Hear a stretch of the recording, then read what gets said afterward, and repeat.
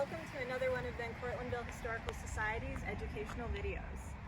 I'm standing here at Old St. Peter's Church in Cortland, and during the Revolutionary War this was a church, but it was also used as a hospital for many of the soldiers that were fighting in the Revolution.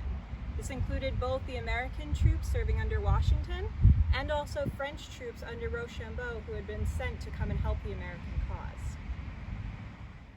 Surgeons, doctors, and nurses would have set up inside the church, treating soldiers here in the pews. They would have been treating soldiers injured in battle, but also tending to illnesses. Unsanitary conditions and a lack of understanding about germs meant little protection against getting sick, and it could spread easily. One of the most important supplies in a hospital would have been bandages. These would be made from strips of cloth that might be taken from shirts or old blankets. But bandages need cushion as well, and that's the part that actually touches the wound. This has to be something that won't set into the scab and reopen the wound when it's removed. Today we do have pads on our Band-Aids, but in the 18th century they used something called lint. To us today, lint is the stuff that comes out of your dryer, but in the 18th century it had to be made by hand.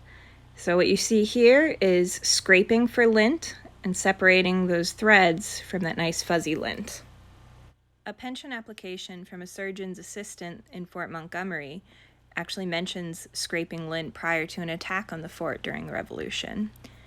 Seeing what we have here, you can imagine how many long hours it would take to get enough lint to actually make one bandage, much less enough bandages for the wounds that many soldiers were incurring. You would have to be careful when separating the lint. Sometimes bits of the thread get mixed in, and you would not want that to be in part of the bandage. So you would have to be careful to separate only the fuzzy, light lint and always remove any threads that manage to stay in. During the time that this was used as a hospital, 8 of the French soldiers here passed away.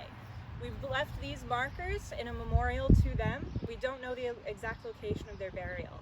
There are only 7 markers here. That's because the 8th was a nobleman who was eventually sent back to France to be buried there.